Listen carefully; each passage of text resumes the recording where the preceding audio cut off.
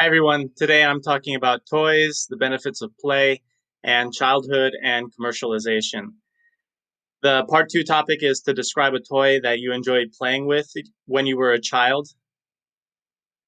The toy that I'm thinking of is actually a real item that people used. It's a telephone, an old rotary telephone. Rotary meaning that the dial would turn and the numbers were from 0 to 9 in order. Turning the numbers meant you'd hear a sound click, click, click, click, click as the dial went back. That was part of the entertainment. The toy was not colorful, it was black. When it was made many decades before it was given to me, they were only making plastics in a very small number of colors, black, maybe beige, or off white. And my parents gave it to me to play with to entertain myself. I had other toys, but the reason I enjoyed playing with this old telephone so much was that it had a lot of interesting parts in it, and my parents didn't mind if I tried to take it apart. So I could use a screwdriver, unscrew the bottom, see the electrical parts, the wires inside, and with the receiver, the cover, the round cover on the mouthpiece, the microphone, or the speaker on the headset, I could unscrew that and see those little parts inside as well.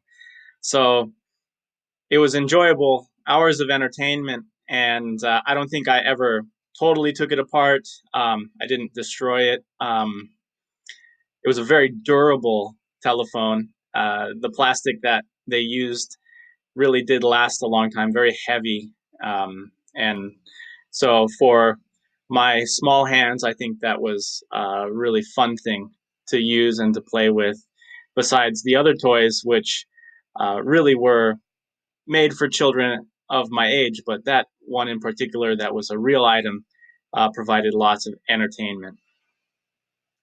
Now, moving on to part three, toys in general. What kinds of toys are popular with children in your country now?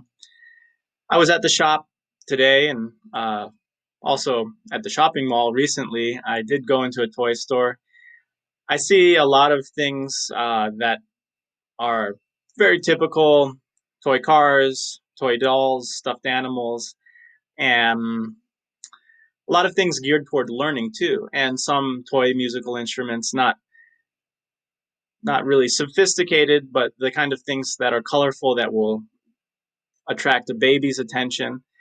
And I think if there's anything different, I did see that there was a toy kind of Apple Watch. So the Apple Watch is a wristwatch that's a computer, um, and this, you know, similar to the toy that I talked about that was a phone, they do make these phones that now are kind of like smartphones, but they have buttons that little children can press. And this was the first time I saw something that was made to look like an Apple Watch for children to play with.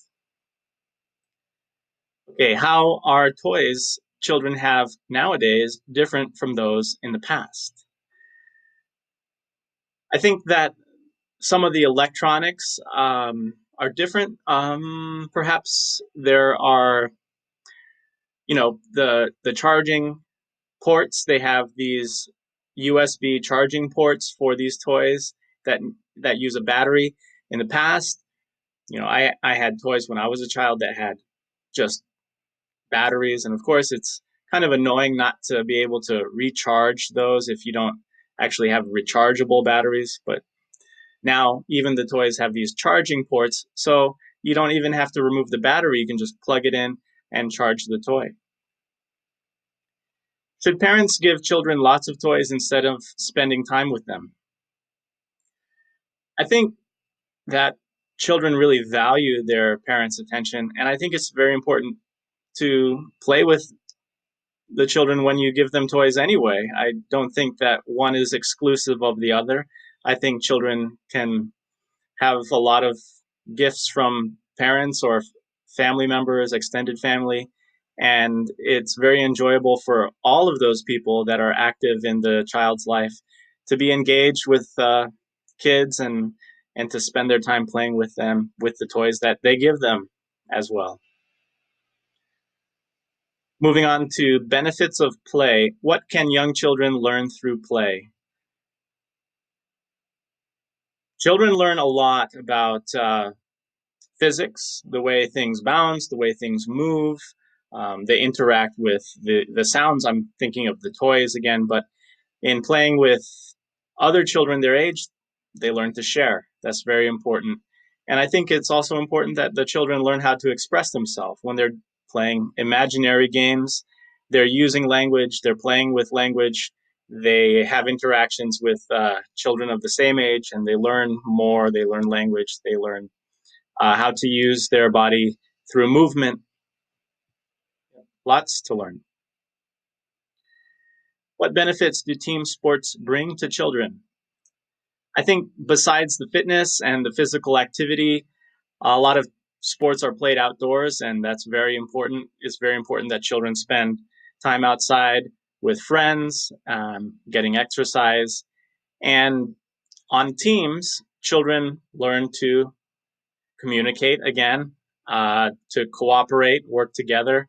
And competitive team sports can be very exciting. I remember when I was young and played soccer with my classmates in grade school. We had a team, and it was a really fun thing for all of us at that age to go out on Saturday afternoons and sometimes travel and play against other teams in our state. Does online gaming or traditional games and sports benefit children more? Gaming or traditional games and sports? So I think that there's a distinction between online gaming and gaming or playing video games with consoles that don't connect to the internet. I think there are issues with being online, and some of the games that are online are designed in a way that the game either never ends or characters, roll over after a game, and the player collects a lot of things. It's a very addictive way that the game designers have kept children involved or players involved in the games day after day. I think there are video games that aren't really that addictive, for instance. I've even heard they help develop problem solving skills. That, of course, that can be done through traditional games, board games, and other sports. But I think gaming, like Tetris, for instance, the games don't last hours. I've heard Tetris can be a very good way to develop problem solving skills, for one, and to relax. Moving on to childhood and commercialization. Is it acceptable to aim advertising like toys, games, or food at children? I think there's a problem with the food advertising because some food advertising is for chocolates or candies, and that's particularly unhealthy. Advertising games or toys, children, if they're watching TV, they are um, they have a more difficult time turning off their attention. So I do think that there's a problem when advertising is directed to children with this other topic as well. But there's a market for it, and I'm not sure I'm willing to say that it's something that should be prohibited. I wouldn't quite go that far. How much pressure is put on children to conform with their peers? Actually, I think there's quite a lot.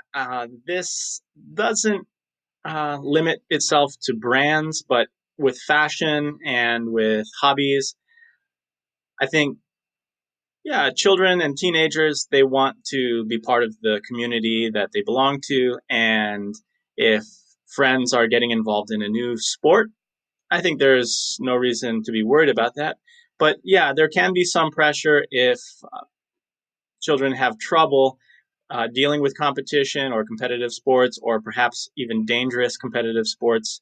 I think, for instance, some what we call extreme games like skateboarding can be dangerous for children at a young age, and without uh, certain skill level, children shouldn't attempt some of the more difficult things that they see professionals do. Does the increasing focus on children as consumers damage the experience of childhood? I think that one of the most difficult times of year is when children are really building up their expectations to receive a Christmas present. And on the one hand, parents might want to give their child something really special. On the other hand, if it's something that's really expensive, I don't think children are going to get what they want. And so I don't think children should be made to feel that pressure. Yeah, I would say, unfortunately, consumption and always wanting things is something that children have to overcome, and it takes a long time. I know children are always asking for more and more toys, and they will have to learn that there's a limit. And maybe that's not unique to the modern age, but um, there definitely has to be a limit. And I think children, parents need to tell their children when they've reached the maximum number of toys that their toy box can hold, and that it's time either to give some away or stop collecting them. Thanks for listening to Seb's IELTS Answers, and look forward to the next post very soon. Thank you.